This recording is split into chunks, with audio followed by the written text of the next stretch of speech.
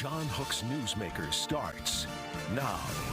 Thanks for joining us for Newsmaker. A band of teens in the East Valley jumping other kids and severely beating them. The case has exploded in the last several months following the death of 16-year-old Preston Lord, a high school athlete, a member of the student council, beaten to death. His death has not resulted. It ended up resulting in a lot of people asking questions and wondering why police were caught flat-footed after a spate of violent attacks that have apparently been going on now for about a year and a half. It is safe to say, without the dogged reporting by AZ Central's investigative reporter Robert Anglen, this story may not have come to light. Robert Anglen, kind enough to join us on Newsmaker. Robert, I really think without you, we wouldn't be here. I really believe that. Well, that's saying a lot, and I thank you for that. Both my colleague and I have been working hard on this, Elena Santa Cruz, and our involvement started in mid-November, and it hasn't stopped since. Robert, can you just, from a macro level, what were you seeing that the cops weren't seeing? How did you connect the dots? Well, sadly, I'd like to say I'm a genius, but I'm not. In the aftermath of the Lord case, we started hearing the same rumors you did about attacks in the East Valley and beatings by a group of teens who called themselves the Gilbert Goons. And what we did that police hadn't done was start putting those attacks together. And it wasn't, sadly, again, rocket science. What we did was we were able to find social media posts by the members of this gang, who would record their events. They would record the beatings at parks, at fast food restaurants, at house parties, in parking garages. They would record these gang-style, what I call blitz-style attacks, where they would in seconds swarm a victim, usually random, we found out, and beat them to a pulp. They were often other teenagers, and that was their MO. And what we started doing was looking at the same faces and the same locations where attack occurred, but police hadn't figured that out. Gilbert police. We should say that most of these attacks occurred in Gilbert. They're the nexus for the Gilbert Goons, not surprisingly. But there were attacks in Santan Valley, the Santan Valley Regional Park. There were attacks in Chandler, and there were attacks in Mesa. So Pinal County, Mesa, and Chandler also had a handful of those, but most occurred in Gilbert, and most went unchecked for more than a year. And Preston Lord's happened in Queen Creek. That's the only one I know of that happened in Queen Creek. That's right. As to this day, we don't know of any other attacks that happened in Queen Creek. Okay, Robert, is this, in your view, an actual street gang, a gang? Well, you're asking me to make a legal determination. It appears that they meet the qualifications under Arizona statute for a street gang, but their motives are not typical street gang motives. This isn't about territory. This isn't about money. It doesn't appear to be about drugs, although drugs are a part of it. It appears to be a group of disaffected teenagers who are wealthy, primarily, who got together and vented their frustrations on innocent people. Disaffected? Disaffected how? I mean, these are kids with means, with parents, with obviously money. We know that that isn't the solution to people's problems, but they come from means. Where are they disaffected? A lot of them come from broken homes or homes where abuse was reported. Not all of them, but some of them. And they're clearly, there is something about violence that is drawing them together, and they are venting that on their victims. I mean, this is not Phi Beta Kappa criminal stuff. When you're recording your crimes and putting it out on social media, it's like you're begging to get arrested. Note to self: if you're going to commit crime, probably shouldn't videotape it. Yeah, right. I mean, that became kind of the linchpin, right? Because you started seeing some of the same faces popping up in these attacks. That's correct. And when we went back and started tying them together, we went to Gilbert Police and said, why haven't you done this? Their explanation was wanting. First, they said that no victim had ever used the term Gilbert Goons to describe their attackers. So they said, how are we supposed to do it? Which is, I mean, that assertion is really like saying, if the victim didn't know who attacked them, we can't investigate it. It's a preposterous scenario in which police would require the victims to know who their attackers are. And then we found out that Gilbert police had actually arrested members of this group in the past, a year earlier. One individual in particular, that individual told police, I attack people with brass knuckles, but I do this with my friends. We go out and we target random strangers and for violence because we like doing it. Police in that case didn't put it together with the larger group of attackers, although in their own reports, they were noting that several people were involved in these attacks. In one case, it was dozens of teenagers. So in the other case that they charged this individual for, it was another group attack at a house party. And in that case as well, the officers noted that there was a group of attackers, but only one person was charged, and he was charged as an individual. And since then, Gilbert police has since gone back since our reporting and charged that individual with more crimes tied to the arrest that he was already adjudicated on. Robert, the death of Preston Lord is curious at so many levels to me. When you and I grew up, the popular kids, the football players and basketball players, he was both, and on the student council. This is a kid who's fairly popular and well known. Those kids usually aren't the targets. They kind of get a pass. How do they end up going after a kid like that? We don't know the motive. There have been a couple of motives speculated about. One involving the potential that he had talked to or hit on a girl that one of the goon members liked. There's another motive or another prescribed motive or possibility that the kid was that one of the attackers wanted to be involved in the attack and chose that night at that Halloween party on October 28th to attack Preston Lord. But I don't know. I don't know the answer for that. These kids came from various schools. They came from different backgrounds, again, largely affluent, white middle-class teenagers. And so there wasn't one unifying factor to this group. Do they go out looking for this at gatherings at an In-N-Out Burger or a party? Do they go that night saying, we're going to jump somebody? Is it organized in that way? That's how it appears. In fact, one of the most, now the police didn't begin making arrests in these cases until January. And since then, they've made several. They are also wielding weaponry in some of these, right? Brass knuckles are a factor in the cases, for sure. Guns? Are they wielding guns? As far as we know, not in the attack videos, but frankly, they don't need to. These attacks are merciless. I know, it's incredible. Yeah, I mean, it's fast, and there's several kids, and they swarm the victim, and he's on the ground, and they stomp him while he's on the ground. There's fists, there's feet, and they leave these kids, some with serious injuries, and like you said, brass knuckles. Guns, though, are part of their culture. We've found videos with them flashing guns, some fairly high-end weaponry, military-grade weapons from the appearance of it, handguns, and of course, drugs. Yeah. Robert, one of the most chilling accounts comes from one of these kids who's involved in this. One of the members saying, quote, I attack people, I attack strangers because I like it. Yep.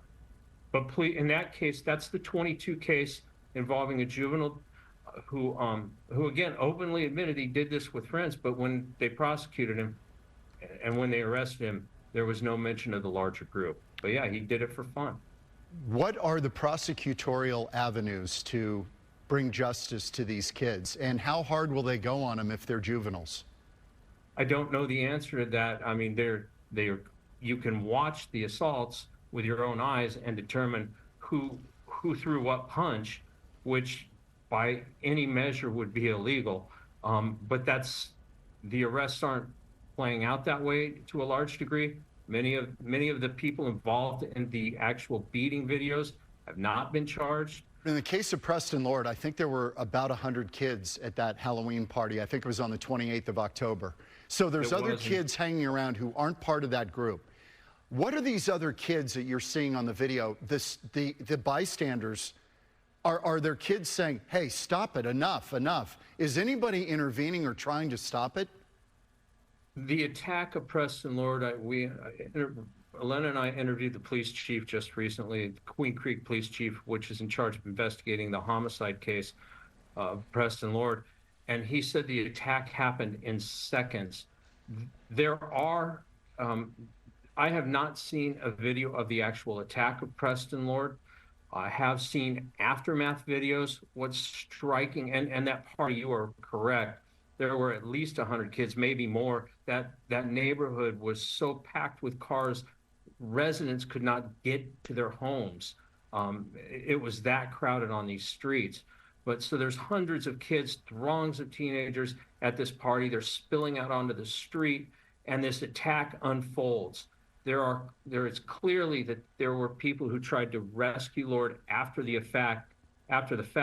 But as the police chief said, this thing was started and over in seconds, and Lord was laying on the ground. I have seen one video of an aftermath. It is where a pair of rescuers try to move Preston Lord out of the street where his body was left laying.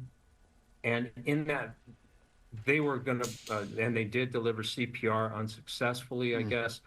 But in that video, what's striking is that there are people around the rescuers with cell phone cameras videotaping. Oh my God. Do you believe that there will be serious fallout for the Gilbert police chief, Solberg, and even the council, the mayor? I don't know. Do you think there's going to be serious political fallout because of this? I think we're already seeing it happening. The mayor has announced that she will not run for re-election, only a week or two earlier telling the Republic that she would in fact be running for election. As this case has exploded, the mayor's bowed out, and the police chief is certainly taking criticisms from the community. There was a council meeting where they called for his resignation, and that has not died down. It's only grown. Let me ask you about the humanity question. You've been doing this a long time. Have you just been stunned as a human being to see this kind of level of violence and disregard for human life? That's a tough question. I'm pretty inured to violence, and I'm a walking PTSD case, but the videos are striking, and they're so similar, and the damage is quick. People, I can't begin to think what goes through people's minds, but these attacks have left teenagers bloody, unconscious, with cracked skulls. This is not some, to use your phrase, a video game. These are brutal, violent attacks that have left kids bloodied, injured, and of course dead. Why do you suppose they felt that they could do this with impunity for so long, and is it still going on? Are there still attacks happening? Well, I made a really dumb assumption at the beginning of this. I was bringing victims forward and trying to convince them to talk to us about what they'd experienced and their parents. And many people are afraid of retaliation. And in one case, I convinced the mother of a juvenile victim to come forward and talk about what her son went through. And in that, I told her, look, whatever happens, there's been a murder. These kids can't possibly continue attacking. There's a bright light being shined on the whole group. There's the media attention to it. So they're not gonna, I would highly doubt that they would attack you. Not a day later, I learned that 2 weeks after Preston Lord was murdered, they attacked a kid at Santan Mountain Regional Park and videotaped it, and it was a pretty good beating. Pretty horrific. Oh my God. I wasn't aware of that, actually. So there is a feeling that we're invincible. You can't be touched. Yeah. But you think there will be consequences?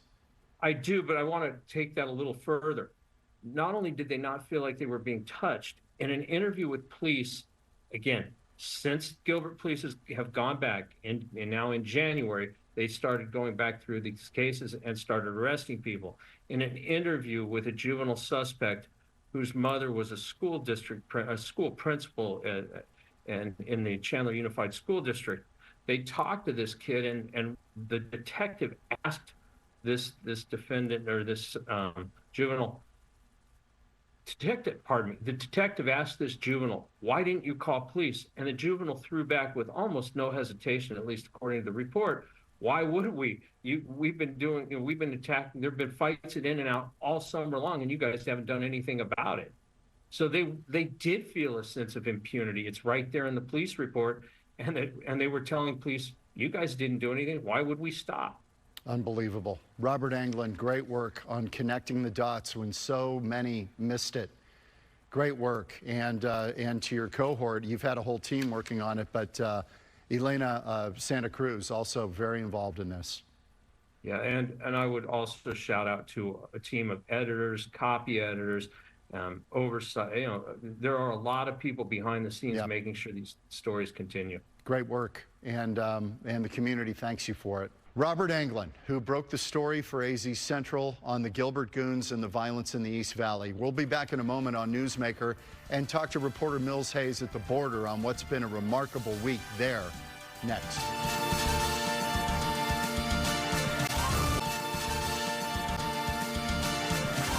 This was a remarkable week as we had two presidents, a former and current, on the southern border talking about the same issue, border security.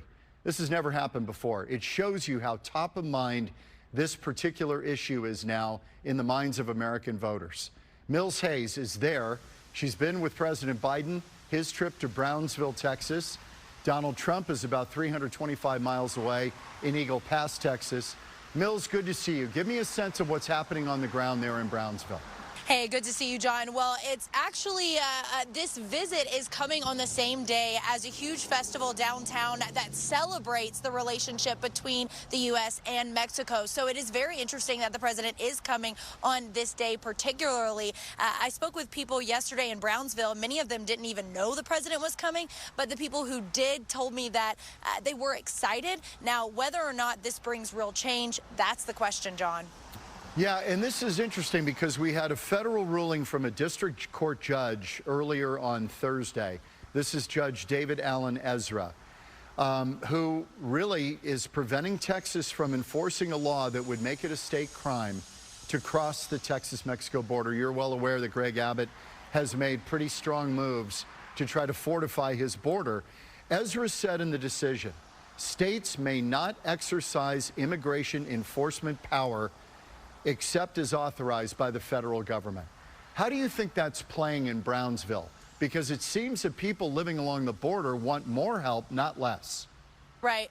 Well, here in Brownsville, I'll be honest with you, John, they are not seeing the numbers that many other sectors are. Just this week, on Monday, they had 0 crossings. So they are seeing a lot less traffic here in Brownsville. Now, back in the spring of last year, that's when they were seeing those large groups of migrants here in Brownsville. It's since shifted to the Eagle Pass sector. And you guys know about the Eagle Pass sector. That's where Texas Governor Greg Abbott has taking control of an illegal border crossing area from the federal government. The Texas military has gone in and taken over, not even allowing Border Patrol agents to get into the city park there in Eagle Pass. They are seeing a decrease in the amount of crossings as well. They're seeing about 500 crossings per day, at least this week. But where we're really seeing that traffic move is up in the Tucson area. Yes. And so that's really where we're starting to see the need for more resources, John. Yeah, it has moved really from Texas now. I mean, the cartels are smart. They know where the problem areas are that are going to be more difficult to cross, and they're now moving west to Arizona and Texas. That Tucson sector is really getting overrun. Mills, what are people feeling about these two candidates, Biden and Trump? I mean, the border has become a central issue now in this campaign. It's the biggest issue on the minds of 80% of Americans. It's issue one. What do you think they're looking at when they look at and size up these two people about who's going to do the job? Well, John, it really just depends on who you talk to. People who were Trump supporters in the past two elections, some of them have decided to stick with the former president, and they really see all of his legal issues as just something to get in the way of his campaign. They specifically like how he talks about the border and how he wants more enforcement at the border. But then there's also many people who are passionate about legal immigration, specifically people coming over here and seeking asylum. Remember, on border towns like this here in Brownsville, a lot of people that live in this area are Mexican American and are immigrants themselves. And so many people here say that they understand what these migrants are going through, but it's clear that the cities need more resources all across the country. If you look at New York, Chicago, all of those cities running out of resources. So many of these people tell me that they are undecided. I spoke with at least two people last night that told me that they just did not know who that they were going to choose come November, because they really want those two candidates, Biden and Trump, to come up with a real solution to this issue at the border. And I spoke with some people who say that the bipartisan border bill is not the solution. Of course, President Biden has been coming down here to Brownsville really to urge Republicans to revive that bill. So we'll have to wait and see what happens with that. No, that's a really interesting point. And what you said about Latino communities that are facing this issue, it's interesting in the polling that even those communities, let me give you a quote from this one guy down in Brownsville. He said, I think it shows about these two visits, I think it shows that they both know how important immigration is as an issue, and that the road to the White House goes through Latino communities. But increasingly, the polling is showing Latino communities don't like this illegal immigration any more than anyone else does. Right, and many of these people that live in border communities, their families came over legally, and so they see these people coming in illegally and are frustrated with it. But they also understand where these people are coming from. They're trying to escape violence and have a better life. President Trump really made his 2016 campaign all about the border. This is something he's been talking about for years. President Biden, on the campaign trail back in 2019, he was actually telling migrants who were wanting to seek asylum in the U.S. to surge the border. So now that we're seeing Biden take a very different outlook and tone at the border, it shows just how serious the Biden administration now sees this crisis, because under his administration, over 7 million people have already come through into the U.S. John? Mills, I have to ask you before we let you go, because you're rather new at this. You know, we've gotten to know each other a little bit because you've been a multimedia journalist for us for a couple of years.